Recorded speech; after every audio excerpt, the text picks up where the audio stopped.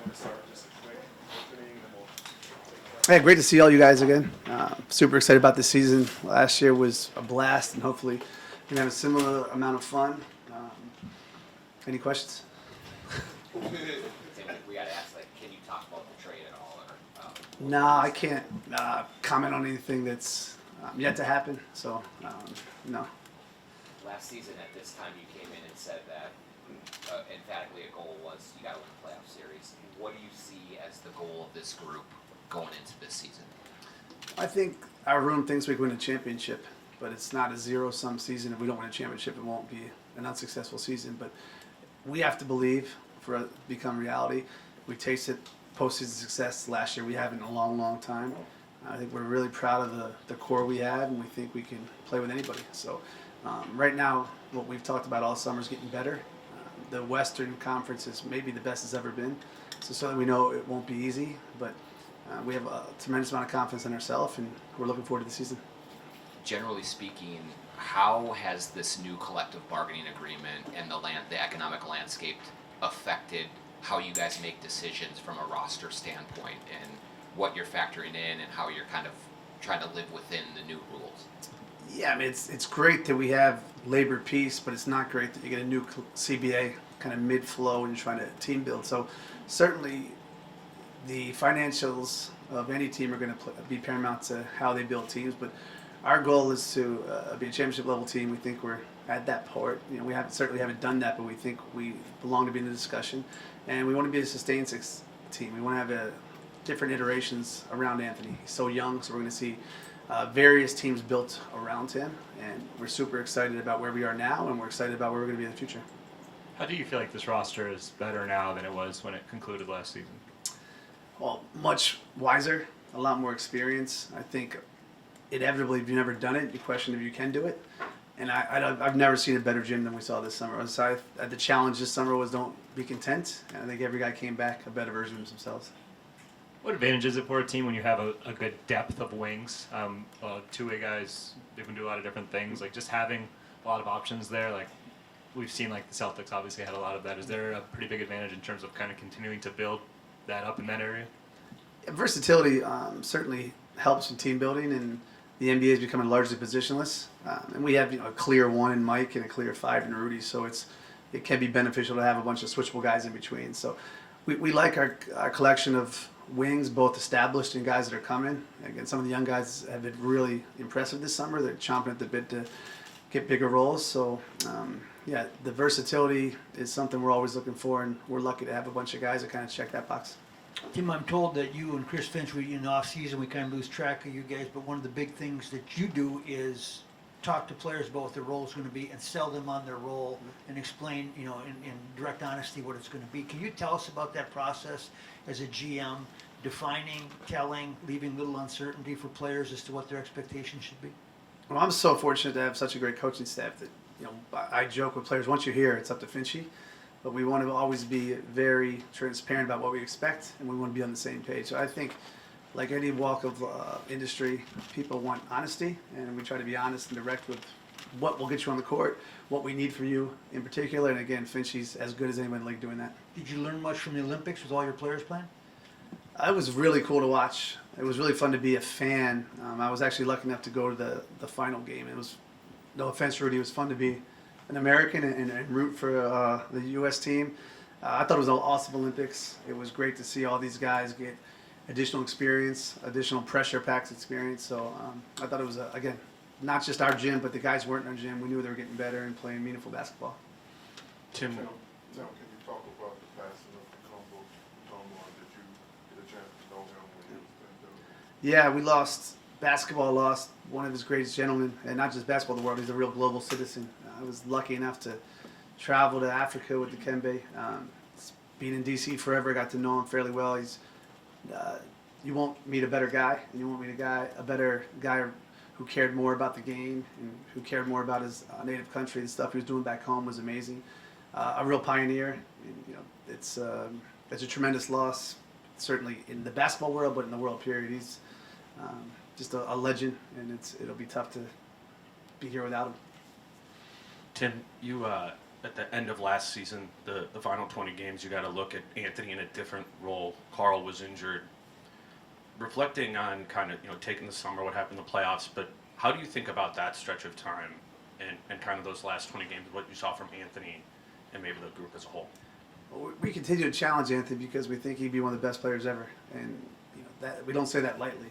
And with that expectation comes tremendous responsibility. So I thought not just the last 20 games, but he's grown tremendously as a leader. He's starting to find his voice where he's more comfortable calling guys out in a very positive manner. He's one of the more positive, great players I've been around. So again, there's no skipping steps. We're asking him to do something that's really, really, really hard. Very few guys in the NBA have ever done it, but we think he's capable. And that stretch, and you just saw his ability to wear different hats. And it's not just on the offensive end. I think when Anthony's locked in defensively, there's no better on-ball defender in the NBA. We're just unbelievably encouraged by his continued development and really proud of him. As of right now, you have 2 guys on your roster that have player options for next season, Nas and Rudy. What goes into factoring into that? When do you start to talk about, making progress or not on that, and what are some of the factors that go into that? We've had some nice discussions with Rudy. Certainly we want him to be here as long as he wants to be here, and we hope he ends his career here. With Nas, it's a bit different. There's not much optionality from a team side. There's not much we can do, but we feel like our goal is to ensure that everyday guys come and have fun. They get better, their voice is heard, and we win a lot of games. I think we do that. We'll continue to see guys that want to be here. We were really encouraged by Mike last year, who certainly could have got more in the open market. Anthony and Jaden both agreed to 5-year extensions last year. So we think the environment will oftentimes create the desire to stay here, and all the guys are happy right now, and hopefully we continue to keep those guys here long term. Tim, in the NFL, we see back here in the NFL, we see teams paying the quarterback and then building flexibilities to add pieces around him. Will we see more of that in the NBA going forward, and how will that affect the league? Yeah, I think it's a great question. I think we're still learning. I mean, the new rules are some of the consequences are unintended. Quite frankly, I don't know of anyone intended to make it this challenging to make moves, to make trades when you're above certain aprons. But you got to be smart. You got to be lucky. You got to hit on some of your draft picks, and then I think you have to be, as much as possible, build teams that can stay together for multiple years, because I think there'll be a lot of turnover just because the finances become rapidly so big for some of these teams. So I don't know if it'll be exactly like the NFL, but we've studied different leagues. We've studied the NFL extensively, how they've kind of done those things. But it'd be disingenuous for me to say I know. But we're still learning as we kind of get deeper and deeper into the CBA.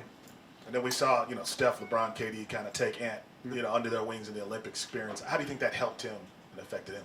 I mean, what better way to spend the summer than some of the best players to ever do it? Not just players, but great guys. And it was really neat to see him develop these really close bonds. I mean, like him and KD became really close, and having watched a guy like KD kind of grow up, I know how much he loves the game and how much he puts into the game. So Ant's already talked to us about, hey, this is how Steph prepares, or this is some of the things LeBron does day to day. So he was around some of the best to ever do it, and he won. The first time Anthony's won it all, and I think at any level. So he's got that taste, and he's coming back hungrier than ever.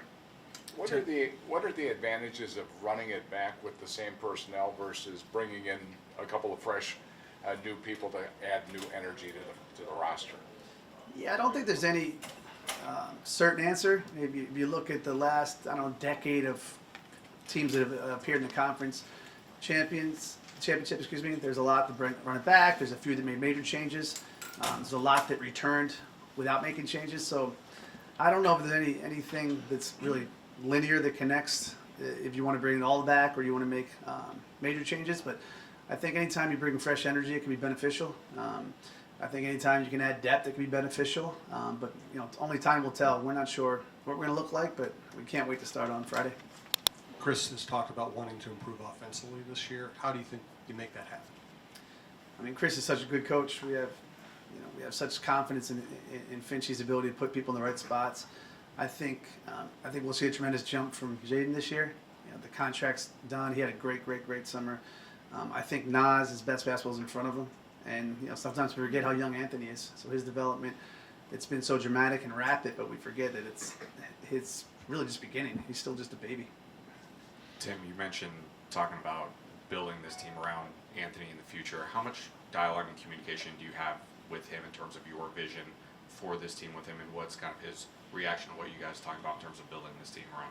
Yeah, I mean, it's not my vision, it's a collective vision. You know, I think the players, we're all colleagues, we're all part of this one unit, so it would be remiss for me not to pick the brains of these guys who've seen things I'll never see, who know what it's like to be out there. So we talk pretty consistently about everything, and ultimately, you know, my role is very small, but Anthony's role, Mike Connelly's, Rudy's, Finchie's, you know, collectively, those guys are going to define our success, and we got to pick their brains about how we look today and how we look tomorrow.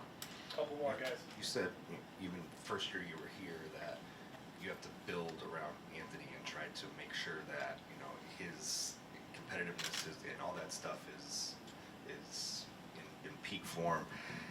At what point did you realize when you got here that this was the path you had to take with Anthony, that you had to build around him and make sure that his timelines kind of were always going to be competitive?